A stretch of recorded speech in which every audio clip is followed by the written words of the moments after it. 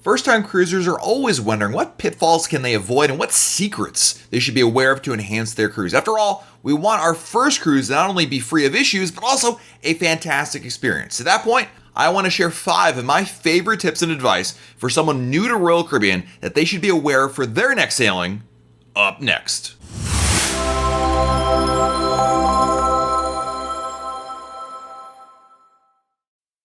Hey everybody, it's Matt from RoyalCaribbeanBlog.com, and I've got tips and tricks that I use on every sailing I go on, and I think you should too as well. My first must-do tip for anybody is to cancel and pre-book cruise planner purchases. You know, one of the best things that Royal Caribbean offers is the ability to cancel and rebook your pre-cruise purchases without any penalty, whether it's your drink package, internet package, even shore excursions. If you book it on Royal Caribbean's website months or even years in advance, if the price drops or you change your mind, you can always cancel and rebook. The reason why this is so important is it can really help you with budgeting. I love the cruise planner because it helps break up total cost of the cruise, right? You buy your drink package a couple months before you're sailing, it hits that credit card billing cycle, and there's less of just a major hit at the end of your cruise. But more importantly, there can be price drops. And if you book it 3 months ahead of time, your drink package, your shore excursion, your Wi-Fi package, and a week or two or a month or two later, the price goes down, you can cancel and rebook instantly without any penalty. So definitely a good strategy.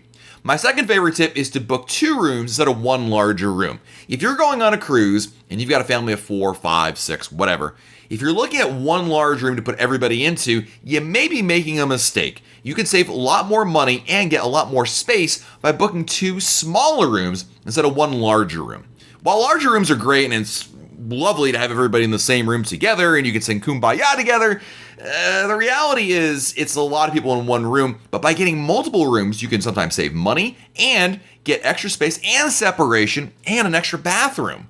A lot of times the larger rooms that can accommodate 5, 6, or even more people is suites. And suites are wonderful, but they're very expensive. If you book 2 smaller rooms that are either connecting or adjoining or just 2 smaller rooms on the ship in general, you can oftentimes save a lot of money, get an extra bathroom, and get separations. This is especially true if you've got kids. I love my kids. I don't love sleeping in the same room as them. So having that connecting door in between, being able to separate them, is a really big perk. So definitely consider 2 rooms instead of 1 larger room.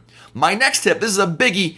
Everybody should get a passport. Everybody. I don't care where you're sailing to, how often you cruise, get yourself a passport. The benefits of a passport are tremendous. And it's basically an investment in your traveling future. While you can sail on some North American itineraries without a passport and rely purely on a birth certificate and state-issued ID, and yes, it will save you some money, a passport is the way to go. Whether you talk to cruise experts, airplane experts, land resort experts, everybody will tell you, get a passport. It's worth it, especially if you ever run into a situation in which you get stuck somewhere. Having a passport is worth every penny. Plus, it lasts 10 years. Get yourself a passport.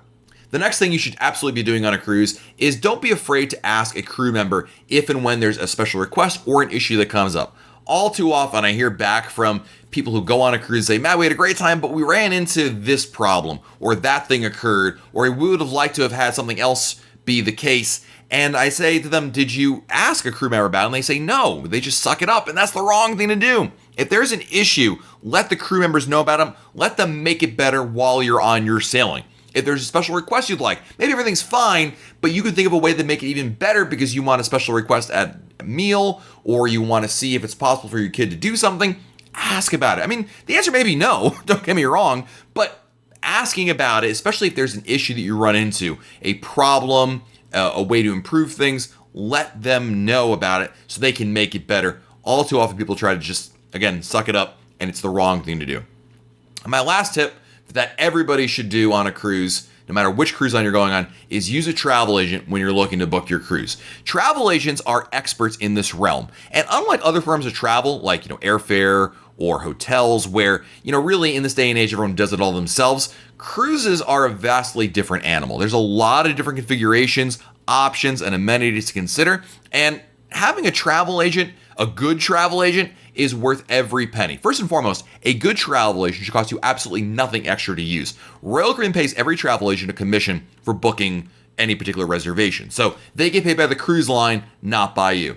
Second of all, having a travel agent can help you key in on any discounts that are available, ways to save money, new options you hadn't considered. They do this professionally every day. So they know the system in and out, every way around it. And that really benefits you. It's often like, it's like going to court. If you go to court, you probably want to get yourself a lawyer. Why? Because the lawyer knows the system in and out. Same is true for a travel agent. They really help, especially if you were to run into any kind of problem, either before you're sailing or even during it. It is like having an advocate in your corner to be able to go to Royal Caribbean, sort these things out, which saves you time and potentially even money as well. But again, a travel agent is less about saving you money, although they can do that. It's more about saving you time, making your life easier. And since it costs you absolutely nothing extra to use, you've got nothing to lose by using a good travel agent.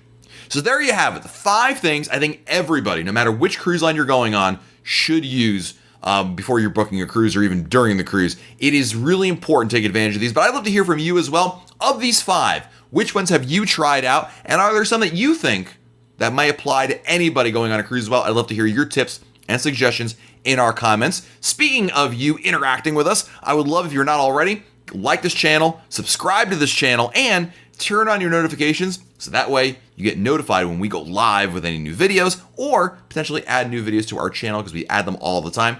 Thanks very much. This is Matt from RoyalCaribbeanBlog.com, and we'll talk again real soon.